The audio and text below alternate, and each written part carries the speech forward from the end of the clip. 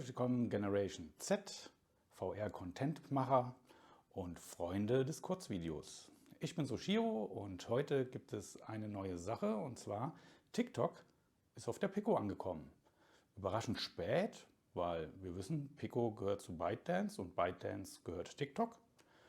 Aber jetzt gibt es tatsächlich eine komplette Native-App, die aus dem Store von Pico einfach heruntergeladen werden kann. Und was man damit so machen kann, das werden wir uns gleich mal angucken. Bisher hatte ich kein TikTok-Konto, weil ich gehöre nicht zur Generation Z. Und deswegen hat mich das vorher nicht so interessiert. Aber für euch habe ich mir einen Account angelegt und wir gucken uns dann mal an, was ich alles damit in der Pico machen kann. Ja, herzlich willkommen wieder in meiner virtuellen Umgebung. Wir gucken uns jetzt mal an, was ich alles mit TikTok machen kann. Also in der Vergangenheit war es so, ich konnte mein Profil in der Pico schon mit TikTok verbinden. Was hat das gebracht?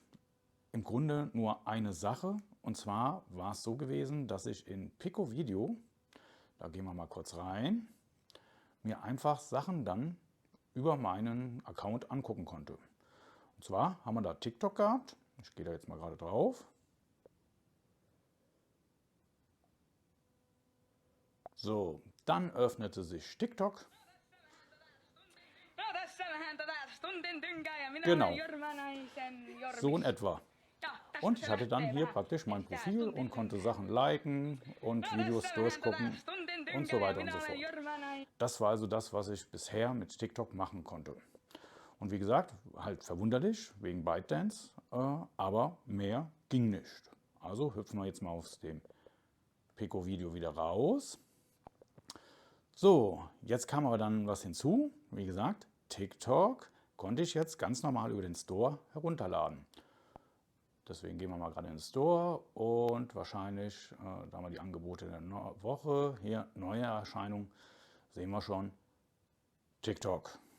Ja, also da sehen wir, wie das hier unten aufgebaut ist, und dazu kommen wir gleich später, oder ihr werdet es sehen. Überraschung, weil so ist es nicht, und das wäre schön. Ja, also gehen wir jetzt zurück, wir öffnen TikTok und dann gucken wir uns das Ganze mal an. Ich gehe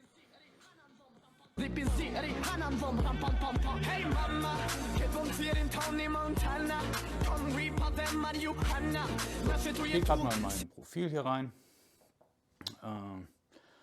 Und ihr seht, ich habe einen Account angelegt. Das geht im Grunde relativ einfach. Ihr könnt das über E-Mail machen, ihr könnt das mit Facebook verbinden, ihr könnt das mit eurem Google-Konto machen. Wenn ihr das auf dem iOS-Handy habt, könnt ihr das auch verknüpfen direkt mit eurer Apple-ID. 1000 Möglichkeiten. Ich habe den klassischen Weg gewählt. Ich habe eine E-Mail-Adresse angegeben, ein Passwort festgelegt und schon hatte ich meinen eigenen Account. Der Account ist gleich wie in YouTube, von der Namensgebung her oder vom Nick her, wo man mich wiederfinden kann. Und wie ihr seht, habe ich auch schon ein Video mal hochgeladen.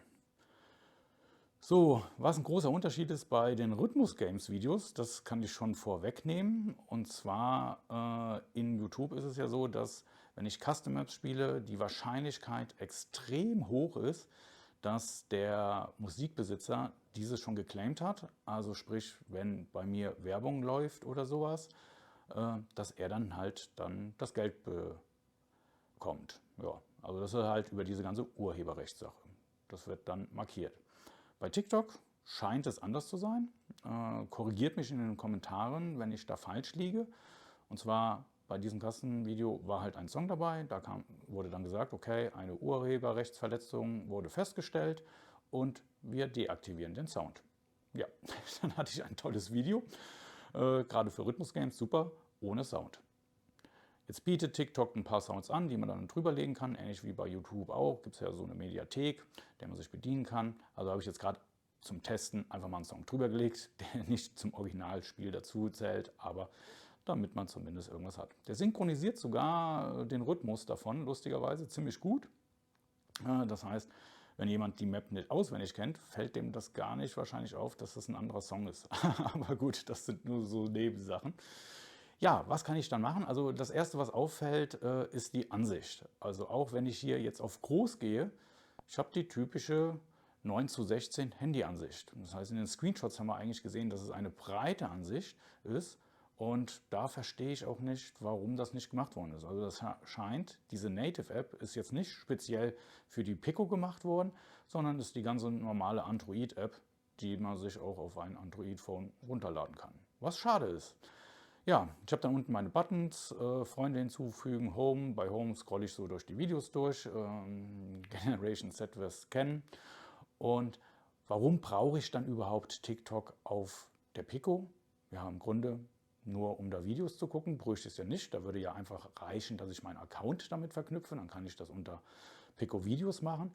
Nein, also wenn ich Content auch in TikTok verbreiten will von meiner VR, dann habe ich hier natürlich diese einfache Möglichkeit, dass ich einfach auf Hinzufügen gehen kann. Kann dann sagen, okay, was mache ich? Ich möchte etwas hochladen. Ja, ich gehe da jetzt mal gerade drauf. Einführung von 10 Minuten Videos. Also das heißt, du kannst ganze 10 Minuten Videos tatsächlich reinmachen. Also anders als bei den YouTube Shorts, die nur 60 Sekunden gehen können. Und das ist jetzt ein Teil von meiner Videothek. Da sieht man, habe ich mehrere Sachen drin. Und ich könnte jetzt halt irgendwas auswählen und das Ganze dann hochladen. Wenn ich jetzt auf Videos klicke, sehe ich nur die Videos, Fotos und so weiter und so fort. Und ich nehme jetzt einfach mal gerade irgendeins. Wir werden das nicht weiterführen. So, da sieht man jetzt kann ich eine Beschreibung vom Video hinzufügen, kann das Ganze auch bearbeiten, ja, kann das also schneiden, kann Texte hinzumachen, Überlagerungen, mehrere Effekte dazu machen, Magie, dann werden irgendwelche Filter gemacht. Also letztendlich ist es nur, ja, ich sag mal, für Leute, die halt irgendwas über TikTok verbreiten wollen und mit der Pico halt agieren. Für die ist es ganz schön, weil sie müssen die Sachen halt nicht vorher erst aufs Handy laden, dort dann wieder bearbeiten, hochladen, sondern sie können das jetzt alles direkt in der Pico machen. Und das funktioniert auch tatsächlich relativ gut. Nichtsdestotrotz, wie gesagt, mit der Ansichtsgeschichte, da gäbe es Schöneres, weil da wäre es einfach so toll. Der werft den jetzt mal wieder. Da wäre es einfach toll, wenn es die Größe des Bildschirms einfach ausgenutzt werden könnte. Vielleicht tut sich da noch mal was. Ich werde auch mal ein Feedback dazu abgeben bei Pico und mal gucken, vielleicht verändert sich da ja noch was. Ja, das waren schon die tollen großen Sachen über TikTok, die man berichten kann. Also das heißt, für jemanden, der nur Videos gucken will, für den ist es wahrscheinlich in der Brille eher uninteressant, dass er da jetzt eine Native-App hat. Das kann er auch über Pico Video machen. Für welche, die Content Creator sind oder halt gerne mal ein Video aus der Pico heraus hochladen wollen zu TikTok. Dafür ist es eine praktische Sache. Und ja, in diesem Sinne sage ich vielen Dank fürs Zuschauen und wir sehen uns. Macht's gut. Ciao, ciao.